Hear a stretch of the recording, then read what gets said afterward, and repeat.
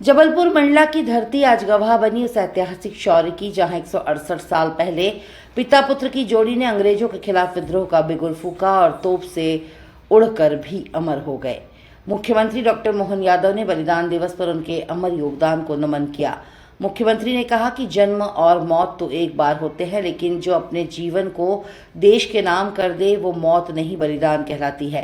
राजा शंकर शाह और कुंवर रघुनाथ शाह ने रानी दुर्गावती की परंपरा को आगे बढ़ाते हुए अंग्रेजों की 3 शर्तें ठुकरा दी। धर्म बदलो, सत्ता स्वीकार करो और विरोध छोड़ दो। पिता पुत्र ने कहा, चाहे जो हो जाए, न सत्ता स्वीकार करेंगे, न धर्म बदलेंगे और न ही विरोध छोड़ेंगे। अंग्रेजों ने बिना मुकदमे और बिना प्रक्रिया अपनाए उन्हें तोप से उड़ा दिया। उस समय रघुनाथ शाह ने कहा था, देखते हैं तुम्हारी तोप में कितना दम है। मुख्यमंत्री ने कहा कि यह बलिदान हमें सदैव प्रेरणा देता रहेगा। हमारी सरकार ने रानी दुर्गावती और राजा शंकर शाह रघुनाथ शाह के स्मरण में कई कार्य किए हैं। मंडला किले में भी उनके बलिदान को अमर स्मृति दी गई है। जबलपुर नगर निगम ने उनके लिए छत्र का निर्माण किया है। मुख्यमंत्री ने प्रधानमंत्री मोदी के स्वदेशी अभियान का उल्लेख करते हुए कहा कि स्वदेशी अपनाना ही सच्ची श्रद्धांजलि होगी। जय जोहार। आज के इस कार्यक्रम में मंच पर विराजमान हमारे यशस्वी मंत्री माननीय राकेश सिंह जी, माननीय सांसद द्वय आशीष जी और माननीय सांसद सुमित्रा वाल्मीकि जी, इस अवसर पर हमारे अपने यहाँ के विधायक अभिलाष पांडे जी, हमारे वरिष्ठ विधायक अशोक रोहाणी जी, हमारे आदिवासी अंचल के लोकप्रिय विधायक संतोष बरगड़ जी, इस अवसर पर महापौर अन्नू भैया, एक और माननीय विधायक नीरज सिंह जी, हमारे उस तरफ दोनों जिलाध्यक्ष और अखिलेश जी, पूरे मंच के लिए एक बार जोरदार अभिनंदन करें सारे मंच और आप अपने स्वयं के लिए भी। अमर शहीद राजा शंकर शाह रघुनाथ शाह का बलिदान दिवस जबलपुर और जबलपुर की धरती वीरों के, महावीरों के बलिदानों के कई घटनाक्रमों के लंबे इतिहास को समेटे हुए अपने आप में मां नर्मदा का आंचल यह सदैव समृद्ध रहा है। वीरता के लिए, शौर्य के लिए, पराक्रम के लिए, जनजाति नायकों के शौर्य से सिंचित महाकौशल की यह धरा वाकई अद्भुत है। मैं दोनों हाथ जोड़ के प्रणाम करता हूं, आपका अभिनंदन करता हूं। गौंड शासकों के माध्यम से जिस प्रकार का ज्यादा पुराना नहीं है, 300 साल पहले रानी दुर्गावती जिनके बलिदान से, जिनके एक एक घटनाक्रम से पूरा क्षेत्र रोमांचित होता है।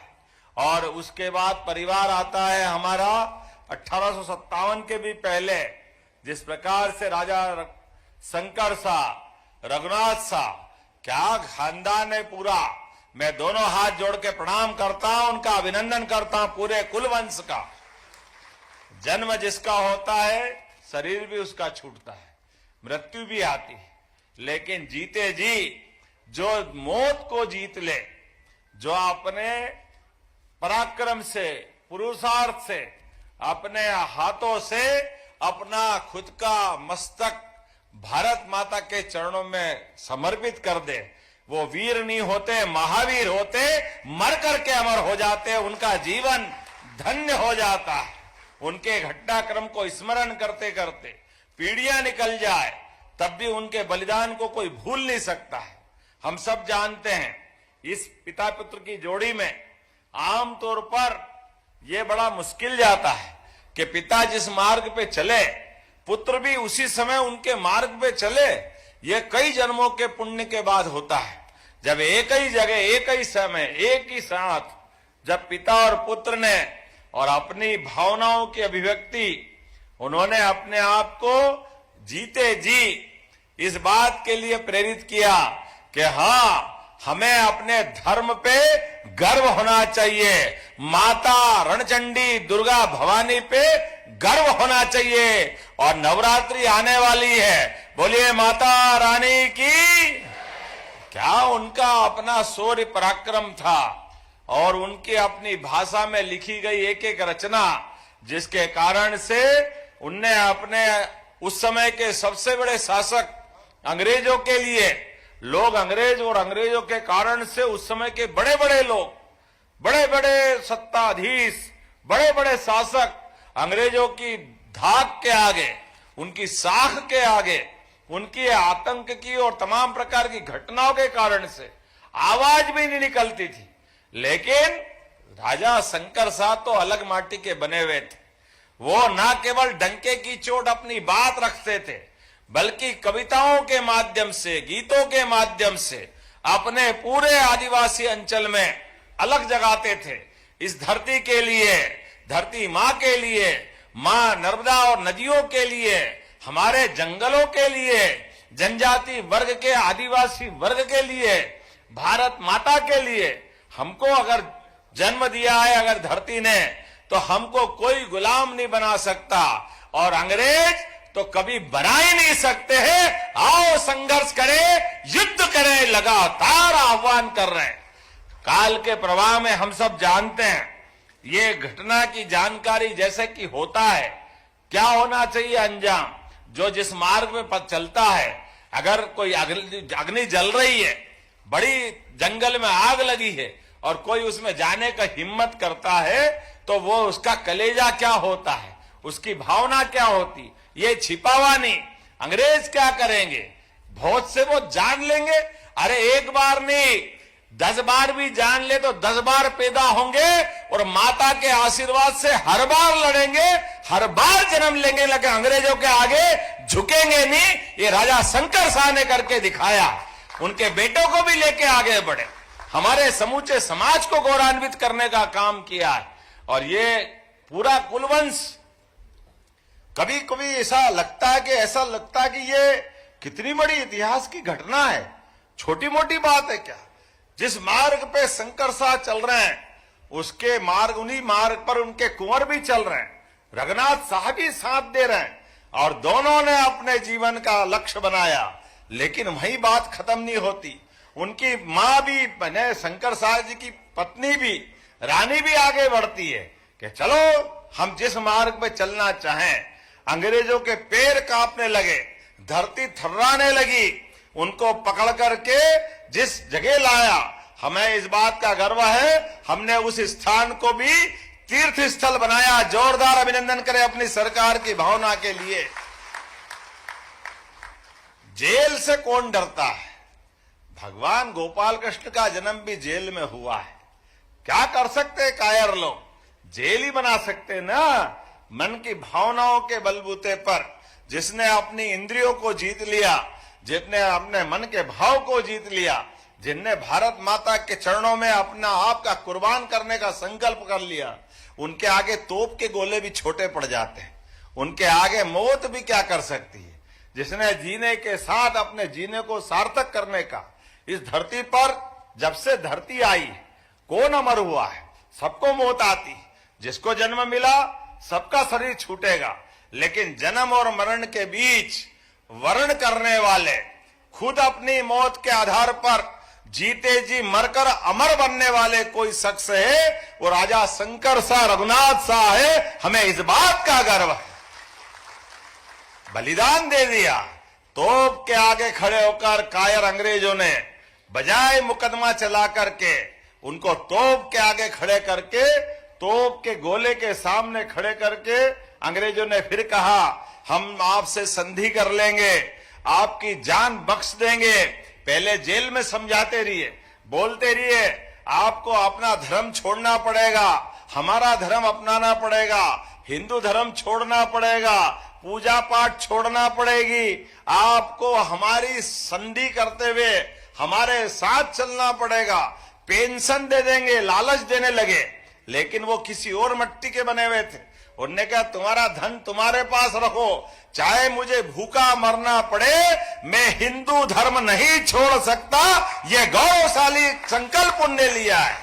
मां दुर्गा भवानी रणचंडी की पूजा कोई मुझसे छुड़वाएगा? ये कभी हो सकता है क्या?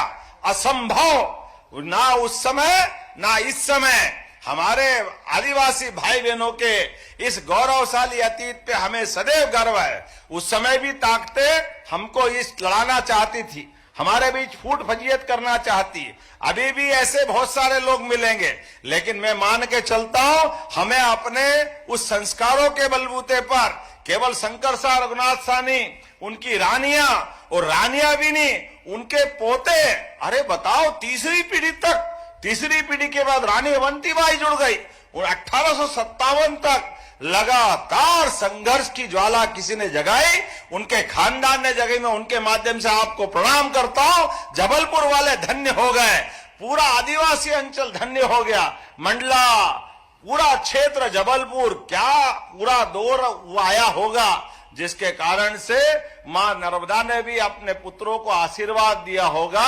नर्मदा भी धन्य हो गई अपनी संतानों को देख करके, ये पूरा अंचल आनंद में आया। ऐसे में जब मैं आपसे बात कर रहा हूं तो मैं आज अपने यशस्वी प्रधानमंत्री को भी याद करना चाहूंगा, जिनका कल जन्म दिवस था। आप बताओ, दुनिया के इतने बड़े नेता, दुनिया के अंदर सबसे बड़ा देश गणतांत्रिक भारत, और उसके सबसे बड़े प्रधान नायक, और वो जन्मदिन मना रहे हैं, तो किनके बीच मना रहे हैं? वो आदिवासी भाई बहन धार के बीच मना रहा है। जोरदार अभिनंदन करो हमारे प्रदेश की धरती के लिए। आदिवासियों के बीच में अपना प्रेम दिखाकर मोदी जी ने अपना जन्मदिन सार्थक किया। वो दिल्ली बंबई मना सकते थे, कहीं और जा सकते हैं, लेकिन आदिवासी भाई बहन के प्रति जो हमारा और हमारी पार्टी का प्रेम है, सच्चे अर्थों में कपास के उत्पादक किसानों के बीच वापस फसल की तरफ हमारे किसान भाई जाए, उनकी अपनी काटन का कीमत मिले।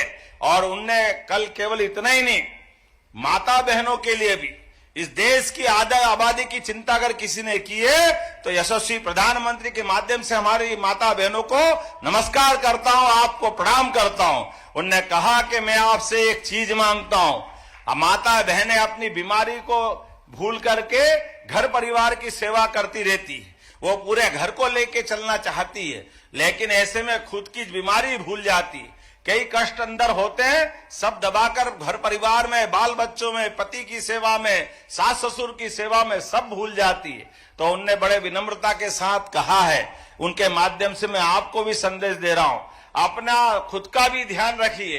अगर आप स्वस्थ रहोगे तो परिवार अपने आप अच्छा रहेगा। इसलिए इस पखवाड़े में सभी प्रकार की जांच, सभी प्रकार की बीमारियों के लिए उनने कहा हमारी सरकार के खजाने में कोई फर्क पड़ने वाला नहीं है, लेकिन हमारी माता बहनें, बेटियों को स्वस्थ रहना बहुत जरूरी है। आज के समय में इसकी आवश्यकता है। इसलिए उनके माध्यम से आपसे भी निवेदन करता हूं, अपनी अपनी जांच कराना, अपनी अपनी बीमारी कोई हो तो मालूम रहना चाहिए। समय पे मालूम पड़ जाए तो अपनी बीमारी का इलाज हो जाता है। हमारी सरकार इस बात को लेके चल रही है। इसलिए यहां आने के पहले हमने अपनी हॉस्पिटलों की भी स्वच्छता अभियान में मदद करते हुए एक संकल्प लिया है, स्वच्छ रहे, मस्त रहे, आत्मनिर्भर रहे। और इतना ही नहीं, ये स्वदेशी की भावना को भी अपनाना है। मैं जिला प्रशासन के माध्यम से महापौर और मंत्री जी और माननीय विधायक, सांसद सबको बधाई देना चाहूंगा। जब मैं आपसे भाषण देने या बात करने आया हूं, उसके पहले नीचे एक एक स्थान पे गया, क्या बहनों ने मेहनत की है। स्वयं सहायता समूह के माध्यम से बहनों ने अपने खुद के हाथों से, कोई ने पर्स बनाया, कोई ने चादर बनाई, कोई ने खिलौना बनाया, कोई बढ़िया गुंजिया उंजिया बना के लेके आई, और कोई महुए के लड्डू लेके भी आया था। कितना अच्छा लगता है। ये अपने घर के व्यंजन, इससे अच्छी क्या बात है। हम सब धीरे धीरे उस आदत को वापस अपनाएं, स्वदेशी के भाव को जागृत करें। हमारे अपने छोटे छोटे काम करने वाले, गली मोहल्ले गांव के अंदर हमारे अपने सारे संसाधन, हमारा पूरा तो आत्मनिर्भर जीवन की पद्धति थी। गांव के अंदर कुछ नहीं लेना पड़ता था, केवल नमक लेने जाना पड़ता था, बाकी तो गांव में सब मिल जाता है। हमारे लिए आज दौर वापस आने वाला है। अब नवरात्रि भी आने वाली, हम सब स्वदेशी को अपनाएं।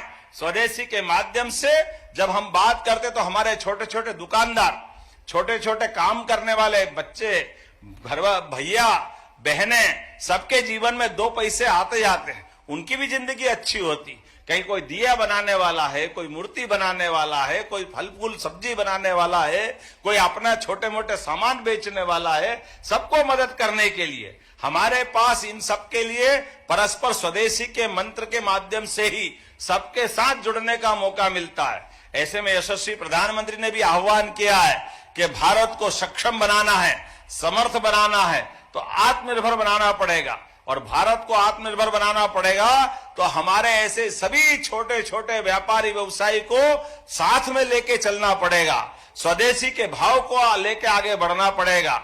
जब हम स्वदेशी की बात करेंगे तभी तो विदेशी की वो क्रूरता याद आएगी। शंकर शाह रघुनाथ शाह ने जिन विदेशियों के खिलाफ लड़ी, वो लड़ाई का मूल मंत्र केवल स्वदेशी था। हमारे देश के अंदर विदेशी का क्या काम? हमारे देश के अंदर शासन की सत्ता भी हमारे पास होना चाहिए, व्यवस्था भी हमारे पास होना चाहिए, हमको सारे अधिकार होना चाहिए। ऐसे में कोई विदेशी हम पे कब्जा करे ना, उस समय उनने मंजूर किया और आजादी के बाद आज के दौर में तो और आवश्यक है। हमारे यशस्वी प्रधानमंत्री दुनिया के बड़े से बड़े देश के सामने अपने किसानों की फसल की लड़ाई, दूध उत्पादकों की लड़ाई, छोटे छोटे व्यापारी उद्योगपतियों को अपने पैरों पे खड़े करने के लिए दुनिया के सामने भारत को आत्मनिर्भर बनाने के लिए स्वदेशी का अभियान चला रहे हैं। तो आइए हम सब संकल्प करें, स्वदेशी अपनाओ, गर्व से कहो स्वदेशी अपनाएंगे। मैं बोलूंगा गर्व से कहो स्वदेशी अपनाएंगे, आप सब बोलना गर्व से कहो, गर्व से कहो।